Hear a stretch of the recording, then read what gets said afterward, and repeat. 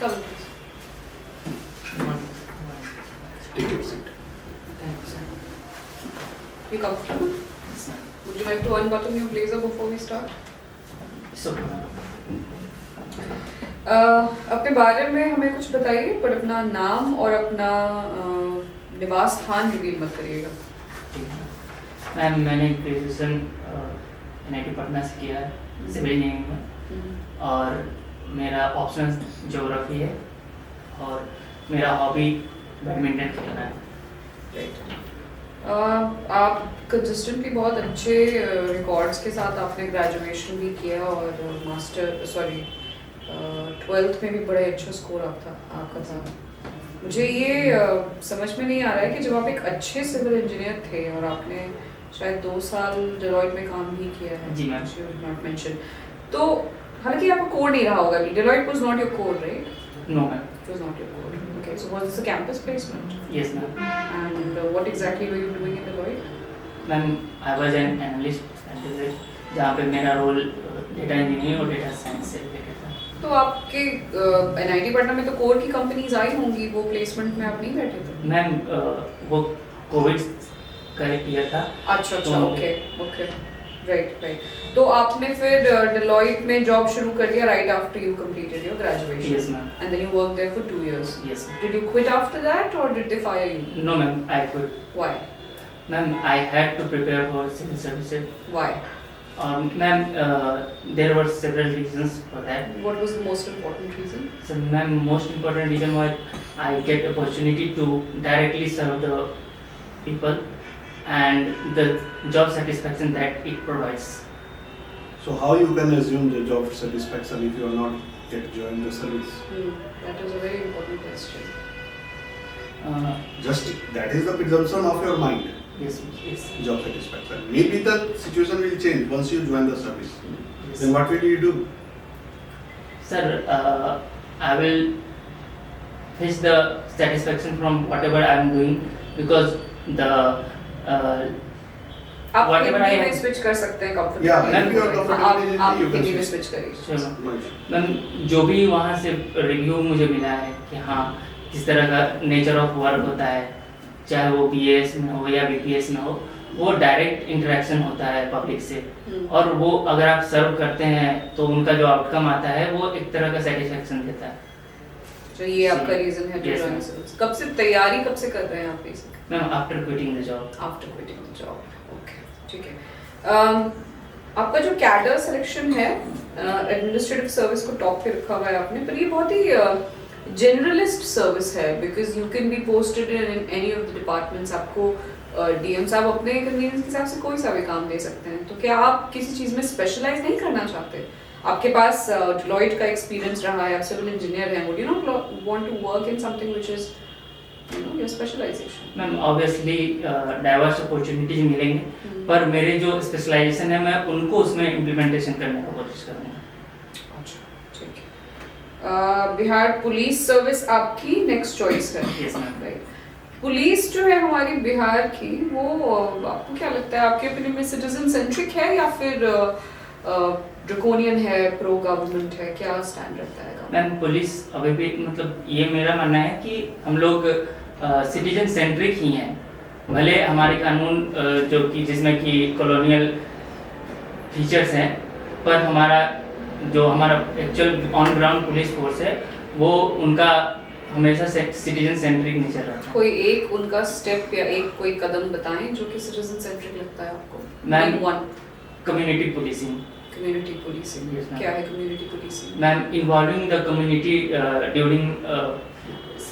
During peak movement या peak situations like in melas and other like Chhath Puja etcetera.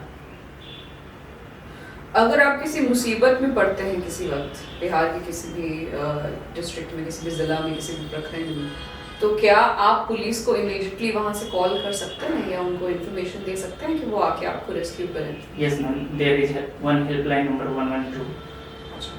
Is there a similar helpline number for women also? Yes ma'am, क्या है number?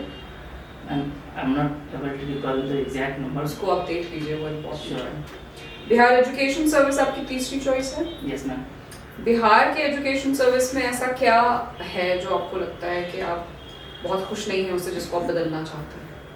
Ma'am teachers का training, like वो जो base बनाते हैं student का, और उनका टेक्नोलॉजी से रिलेटेड हुआ या सेंसिटाइजेशन रिलेटेड हुआ, अगर उनका ट्रेनिंग हम उस बेसिस पे करें, उसमें मतलब उनको प्रशिक्षण दे प्रॉपर, तो वो ज़्यादा योगदान देगा। आपको क्या लगता है ये टीचर्स जो अभी रिक्रूट होके आए हैं, हेवीली रिक्रूटमेंट किया है एजुकेशन डिपार्टमेंट ने, तो वो जो चॉइस पोस्टिंग के लिए करते हैं, कई बार रिसोर्सेज लगाते हैं, रेफरेंसेस लगाते हैं, क्या ये उचित है? एक बार सेवा में आ जाने के बाद तो आपको सरकार जहाँ भेजे आपको चले जाना चाहिए।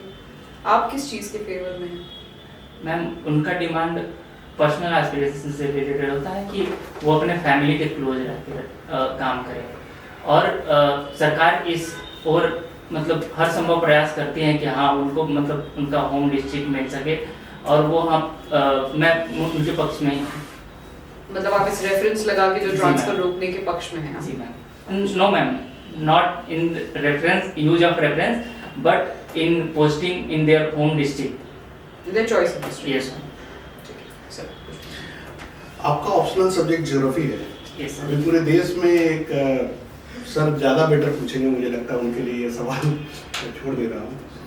लेकिन आप ये बताइए कि भारत की जो लोकेशन है, ज्योग्राफिकल लोकेशन है, उसकी क्या खासियत है? सर भारत का लोकेशन सबसे प्राइमरी भारत को मानसून देती है। भारत की जो लोकेशन है उस कारण से हमारे यहाँ मानसून एक अहम योगदान देता है फॉर और एग्रीकल्चर या वाटर रिचार्ज एक्सेट्रा। उसके अलावे चलिए हमारे भारत से बिहार आते हैं। बिहार की जो ज्योग्राफिकल लोकेशन है या जो ज्योग्राफिकल चैलेंजेस हैं वो क्या क्या है, कुछ आप बता सकें? सर ज्योग्राफिकल चैलेंज में सबसे मेजर फ्लड और ड्रॉट का है। जी ठीक। उसके अलावे हम लोग के पास सर जियोलॉजिकल रिसोर्सेज कम है, जैसे कि हम माइनिंग में हमारा मतलब उतना ये नहीं है। और उसके अलावे सर बोलिए। प्रोडक्टिविटी, जो कि उदाहरण स्वरूप सर राइस का प्रोडक्टिविटी लास्ट ईयर हमारा मार्जिनली डिक्रीज हुआ है, तो प्रोडक्टिविटी पे काम करना है सॉइल के कारण। और कुछ चैलेंजेस नहीं? एक्सट्रीम हीट होता है, एक्सट्रीम कोल्ड होता है। यस सर, लू एक मतलब मैं ये चैलेंज नहीं कर रहा हूँ, ये सही है। आपको सर, लू लगता है एक कि चैलेंज है। चैलेंज है ये सब, इसके कारण कई सारी बीमारियां होती हैं। ओके। Yes, sir. और एक और है लैंडलॉक्ड ये राज्य है ना? Yes. तो ये सब चीजें वजह है जो अब ये बताइए कि मान लीजिए जाए कि एक तरफ आपकी जेल सुपरिटेंडेंट आपने ऑप्ट किया है, एक तरफ बीपीएस किया है, दोनों के नेचर ऑफ वर्क में क्या डिफरेंस पाते हैं या सिमिलरिटी पाते हैं? सर सिमिलरिटी ये है कि दोनों ही लॉ को इम्प्लीमेंट करने के लिए काम करते हैं।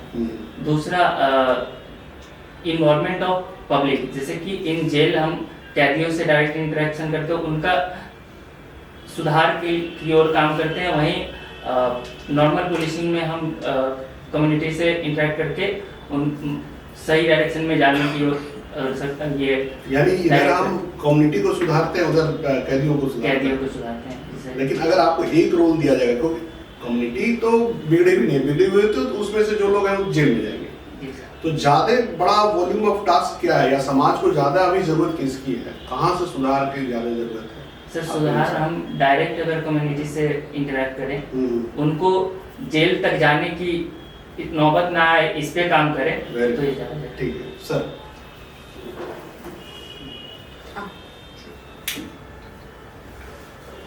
सिविल इंजीनियर हैं आप, जी सर। तो एक कॉन्सेप्ट है शियर फोर्स, क्या होता है ये? सर शियर फोर्स किसी भी बॉडी पे परपेंडिकुलर डायरेक्शन में लगने वाला फोर्स जो उसको दो भागों में बांटने की कोशिश करता है, वो ऐसे समझाइए कि एक लेमैन को भी समझ में आए, अगर आप कोई उदाहरण देकर समझा सके तो ज़्यादा अच्छा होगा। हाँ सर, एज एग्जाम्पल अगर कोई स्लैब, लेमैन की टर्म में सर स्लैब भी अगर कोई है उस पर परपेंडिकुलर कुछ सामान रखा हुआ है, तो जो उसे दो भागों में तोड़ने की कोशिश करता है उसको शियर फोर्स बोलते हैं। बेंडिंग मोमेंट क्या होता है? सर बेंडिंग मोमेंट सर उसको मोड़ने की कोशिश करता है इन परपेंडिकुलर डायरेक्शन में। कोई उदाहरण? सर इन ब्रीजेज जहाँ भी लोड अप्लाई होता है एक बेंडिंग मोमेंट का फोर्स आता है। एक्चुअली मैं समझाने नहीं पा रहा sir, it's been a long time that I कोई इन नहीं। कांटेक्ट। ऑप्शनल सब्जेक्ट ज्योग्राफी है। सर तो ये बताइए कि अभी जो अमेरिका और वेनेजुएला के बीच में चल रहा है उसमें ज्योग्राफी का क्या रोल देखते हैं आप? सर वेनेजुएला के पास ऑयल रिसोर्सेज काफ़ी हैं, उसका वह एक मेन रीजन है ज्योग्राफिकल। और कुछ? और और अभी इस घटना को आप कैसे देखते हैं जियोपॉलिटिक्स के दृष्टिकोण से? अमेरिका की कार्रवाई को आप कैसे देखते हैं? सर अमेरिका का कार्रवाई यहाँ पे अनजस्ट है मेरे अनुसार। क्यों? क्योंकि सर कोई भी एक सॉवरेन कंट्री के ऊपर अपना पावर का इस्तेमाल करना कहीं से भी जायज नहीं, जो कि अमेरिका ने आप किया 2-3 है। पॉइंट बताइए कि एक तो सोवरेन कंट्री वाली बात है और जैसे? 2-3 बताइए। उसके अलावा सर ये एक प्रेसिडेंट सेट करता है कि हाँ कल को चाइना ताइवान पे अटैक कर ले, रसिया अपने आसपास के देशों पे अटैक करते, ये एक दूसरी कारण है जो वो चीज़ अनजस्ट था। और तीसरा कारण ये है कि ऑलरेडी हम लोग वार ऑन वर्ल्ड में जी रहे हैं और ये अगर लगातार चलता रहा तो वार का स्तर बढ़ जाएगा वर्ल्ड में। आईआर में एक टर्म बराबर यूज किया जाता है, जियोपॉलिटिक्स। पॉलिटिक्स में जियो लगा हुआ है। Yes, sir. क्या मतलब होता है इसका? सर ज्योग्राफी और पॉलिटिक्स को मिला के जियोपॉलिटिक्स बनाते हैं, जियोपॉलिटिक्स टर्म बना है। ये सर दो देश के बीच में जो किस कॉन्टेक्स्ट में यूज होता है इसका? सर ये जनरली या तो कोई उदाहरण देके भी आप समझा सकते हैं। यस सर, ग्रीनलैंड को एक उदाहरण के तौर पर अगर देखें हम लोग तो ज्योग्राफिकली उसका जो लोकेशन है सर वो यूएस के लिए रसिया के विसिनिटी में और यूरोप के विसिनिटी में पड़ता है, जिससे कि यूएस को वहाँ पे पर्सनल एस्पिरेशन बढ़ जाते हैं कि हाँ ग्रीनलैंड अगर मेरे पास हो तो मैं रसिया पे अटैक करने के लिए आसान होगा और ये सब। अच्छा, एल नीनो इफेक्ट क्या होता है? Sir El Nino effect Pacific ocean में जो विंड सर्कुलेशन है उससे एसोसिएटेड है सर। और एल नीनो और ला नीना, एल नीनो जब इन पहले तो एल नीनो को समझा दीजिए। हाँ क्या है ये? ग्लोबल इकोनॉमी को कैसे प्रभावित करता है? भारत में इसका क्या असर होता है? दक्षिण अमेरिका में क्या असर होता है? सर एल नीनो के कारण जो भी उसके मोस्ट ऑफ द सर याद नहीं आ रहा। कोई नहीं। इन सिटू कंजर्वेशन क्या होता है? Sir in situ conservation mostly associate होता है वाइल्ड लाइफ से, जहाँ पे वो उनका नेटिव प्लेस है वहाँ पे उनका अगर कंजर्वेशन किया जाए, जैसे कि इन फॉरेस्ट अगर उनका कंजर्वेशन हो तो इन सीटू कंजर्वेशन होता है। कोई उदाहरण देके समझाएं सर जिसको कहा जाए कि ये इन सिटू कंजर्वेशन का एक उदाहरण सर है। नेशनल पार्क और वाइल्ड लाइफ सेंचुरीज। अच्छा, कोई इंस्टीट्यूट भी है इसके लिए? Sir institute wild life conservation act. कब आया था ये? Sir exactly. नेशनल पार्क और वाइल्ड लाइफ सेंचुरी दोनों में क्या अंतर है? Sir degree of protection, national park को ज़्यादा प्रोटेक्शन दिया जाता है, वाइल्ड लाइफ सेंचुरी को रिलेटिवली कम। जैसे थोड़ा अगर कोई उदाहरण देके आप समझा पाए। सर जैसे कि रेस्ट्रिक्शन नेशनल पार्क में बढ़ा दी जाती है। नेशनल पार्क में किस प्रकार की एक्टिविटीज अलाउड हैं, किस प्रकार की एक्टिविटीज अलाउड नहीं है? सर नेशनल पार्क में रिसर्च वगैरह अलाउड है, पर वहाँ पे हाउसिंग और अदर डेवलपमेंट्स अलाउड नहीं होते। श्योर हैं आप? हाँ सर, उनका 3 जोनिंग के हिसाब से होता है सर। तो बफर जोन में हम कर सकते हैं पर कोर जोन में अलाउड नहीं है। नेशनल पार्क की घोषणा कौन करता है? केंद्र सरकार, स्टेट गवर्नमेंट या कोई स्टैट्यूटरी बॉडी है इसके लिए? सही आप ठीक है, आप देख लेंगे। आपको क्या लगता है बिहार में इंडस्ट्रियल ग्रोथ क्यों नहीं हो पाया? डेवलपमेंट कहिए, इंडस्ट्रियल डेवलपमेंट क्यों नहीं हो पाया? सर दो तीन मेजर प्रॉब्लम्स आप अगर आइडेंटिफाई कर पाएँ। सर एक तो ज्योग्राफिक रीजन है कि हमारे यहाँ फ्लड और ड्रॉट्स जो भी होते हैं उस कारण से। दूसरा क्या इसका है तो क्यों फ्लड से क्या कनेक्शन है इंडस्ट्री का, और सुखाड़ से क्या कनेक्शन है? सर जितने भी इंडस्ट्रीज हैं उनको वाटर रिसोर्स की आवश्यकता होती है, तो ड्रॉट प्रॉन एरिया में वहाँ संभव नहीं होता है। दूसरा कि फ्लड है सर, तो फ्लड इंडस्ट्रीज को इनंडेट कर सकता है, इसलिए वहाँ पे इंडस्ट्री को वायबिलिटी कम हो जाती है। नहीं, पूरा नॉर्थ बिहार फ्लड से अफेक्टेड है, ठीक है, लेकिन मखाना का उत्पादन 90% जितना भारत में उत्पादन होता है उतना उसका 90% बिहार में होता है, और बिहार के अभी मिथिलांचल रीजन में। Yes sir. तो इससे रिलेटेड उद्योग तो वहाँ लग सकते हैं। Yes sir. सर आपने इंडस्ट्री पूछा था, इसलिए मैं इंडस्ट्री के अदर एस्पेक्ट्स को भी कवर करने की कोशिश कर रहा था। तो फार्म रिलेटेड इंडस्ट्रीज वायबल है, पर अदर इंडस्ट्रीज जहाँ पे वाटर का इनंडेशन एक हार्मफुल इफेक्ट कर सकता है। मखाना को प्रोसेस करने के लिए कोई यूनिट क्यों नहीं लग पाया? मखाना जो बिहार का है वो पंजाब चला जाता है, वहाँ प्रोसेस होता है, और फिर वहाँ पैकेजिंग उसकी होती है, और पैकेजिंग करने से फिर प्राइस निर्धारित करने का उनको अधिकार मिल जाता है, और यहाँ के किसान गरीब के गरीब रह जाते हैं। सर उस दिशा में सरकार काम कर रही है, और अभी रिसेंटली जो सेंटर के द्वारा मखाना बोर्ड स्थापित होने की बात हो रही है, या फिर बिहार सरकार द्वारा मखाना में से रिलेटेड सब्सिडी जो दिए जाते हैं 10 किलो को, वो इस डायरेक्शन में एक सही कदम है। इन फ्यूचर हमारे यहाँ इंडस्ट्री होगी मखाना से रिलेटेड। अच्छा, आप जिले में एसडीएम के रूप में पोस्टेड हैं, वहाँ आपको ऐसी शिकायतें मिल रही हैं कि उस जिले में जो ग्राउंड वाटर का लेवल है वो बहुत तेज़ी से उसका क्षरण हो रहा है, डिक्लाइन हो रहा है, नीचे जा रहा है, और हजारों ऐसे एप्लीकेशन आपके पास आ चुके हैं अब तक। आप क्या कदम उठाएंगे ताकि वो जो ग्राउंड वाटर है वो फिर से रिचार्ज हो सके, उसका लेवल ऊपर आ सके? बोरवेल से भी पानी नहीं निकल रहा है, ऐसी स्थिति है, पीने के पानी की किल्लत है। आप क्या कदम उठाएंगे, क्योंकि आप वहाँ के प्रशासक हैं और ज्योग्राफी विषय को आपने पढ़ा भी है? Yes sir. सबसे पहले मैं जिले में उन प्राइम लोकेशंस को मार्क आउट करूँगा कि हाँ ये परेशानी कहाँ है मेजरली। फिर वहाँ के लोगों को एक तरह का अवेयरनेस कि हाँ इससे आगे आपका ग्राउंड वाटर नीचे ना जाए, इस चीज़ के बारे में अवेयरनेस फैलाऊंगा थ्रू नुक्कड़ नाटक और या सर सोशल मीडिया। उसके अलावा क्या बताएंगे नुक्कड़ नाटक में, क्या बताएंगे आप?